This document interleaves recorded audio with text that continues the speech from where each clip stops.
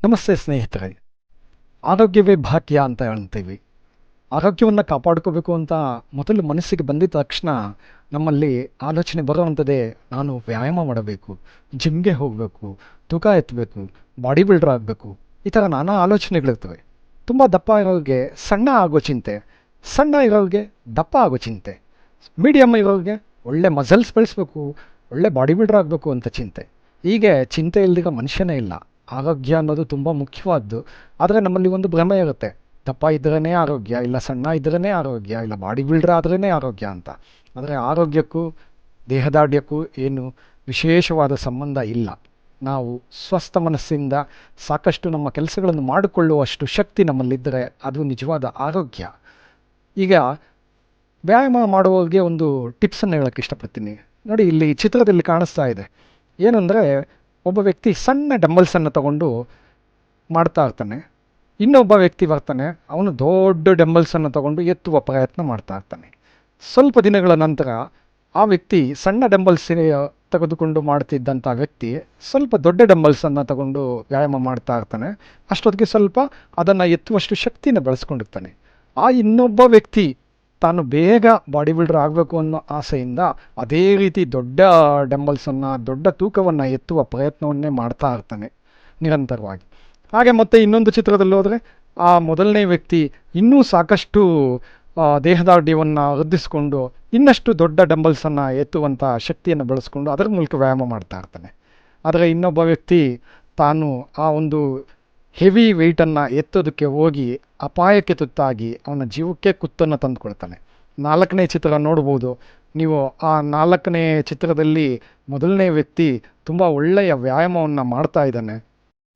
ಒಳ್ಳೆಯ ವ್ಯಾಯಾಮದ ಜೊತೆಗೆ ಸಾಕಷ್ಟು ತೂಕವನ್ನು ಕೂಡ ಎತ್ಕೊಂಡು ಆ ಮೊದಲನೇ ವ್ಯಕ್ತಿ ಒಳ್ಳೆಯ ದೇಹದಾಢ್ಯವನ್ನು ಗಳಿಸ್ಕೊಂಡಿರ್ತಾನೆ. ಆದರೆ ಅಲ್ಲಿ ಹೆವಿ ವೆಯ್ಟನ್ನು ಎತ್ತುತ್ತಿದ್ದಂಥ ಇನ್ನೊಬ್ಬ ವ್ಯಕ್ತಿ ಅಲ್ಲಿ ಕಾಣೆಯಾಗಿದ್ದಾನೆ.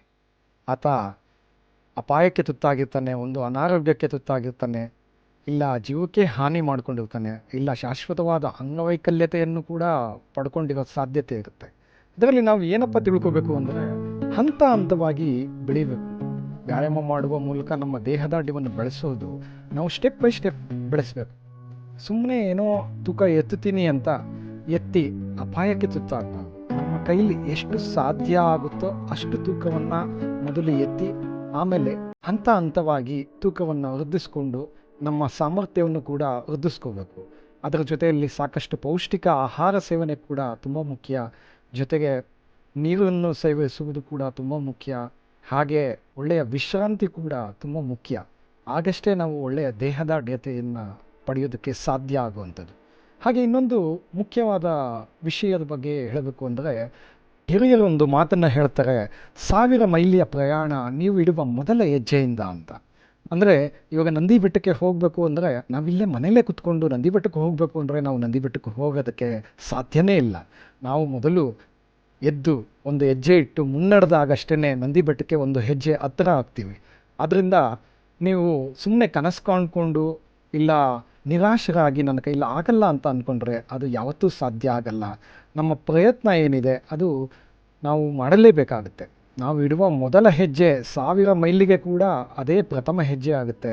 ಅಷ್ಟು ನೀವು ಹತ್ತಿರ ಆಗ್ತೀರಾ. ಹಾಗೆ ನೀವೇನಾದರೂ ಒಂದನ್ನು ಸಾಧಿಸಬೇಕು, ಅದು ವ್ಯಾಯಾಮದಲ್ಲಾಗಲಿ, ವಿದ್ಯೆನಲ್ಲಾಗಲಿ, ಇನ್ನೇನಾನ ದುಡಿಮೆನಲ್ಲಾಗಲಿ, ಯಾವುದೇ ರೀತಿಯಾದರೂ ಕೂಡ ಇದು ಅಪ್ಲೈ ಆಗುವಂಥದ್ದು. ಈ ಮೊದಲು ಹೇಳಿದಂತೆ ಆ ಮೊದಲ ಹೆಜ್ಜೆ ಇಡೋದು ತುಂಬ ಮುಖ್ಯ. ಆದರೂ ಕೂಡ ಅದು ಹಂತ ಹಂತವಾಗಿ ಆಗಬೇಕು. ಅಂದರೆ ಒಂದೇ ಸತಿ ನಂದಿ ಬೆಟ್ಟಕ್ಕೆ ಜಿಗಿಯೋ ಅಂಥ ಹುಚ್ಚು ಸಾಹಸ ಮಾಡುವಂಥ ಹೆಜ್ಜೆ ಆಗಬಾರ್ದು. ಯಾಕೆಂದರೆ ಅದರಲ್ಲಿ ಯಶಸ್ವಿ ಸಾಧ್ಯತೆಯೇ ಇಲ್ಲ. ನಾವು ಯಾರು ಹನುಮಂತರಲ್ಲ.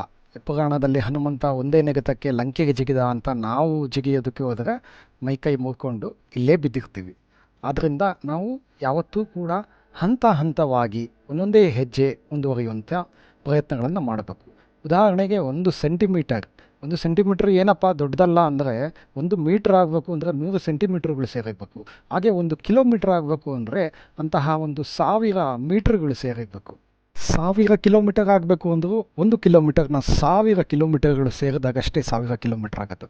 ಪ್ರಕೃತಿನಲ್ಲೆಲ್ಲ ಹೀಗೆ ಇರುವಂಥದ್ದು. ಬೀಜದಿಂದ ಗಿಡ, ಗಿಡದಿಂದ ಮರ, ಹೀಗೆ ಹಂತ ಹಂತವಾಗಿ ಬೆಳೆಯುವಂಥದ್ದು. ನಾವು ಕೂಡ ಆ ಹಂತದಲ್ಲೇ ಬೆಳೆಯೋಣ. ನಮಸ್ತೆ.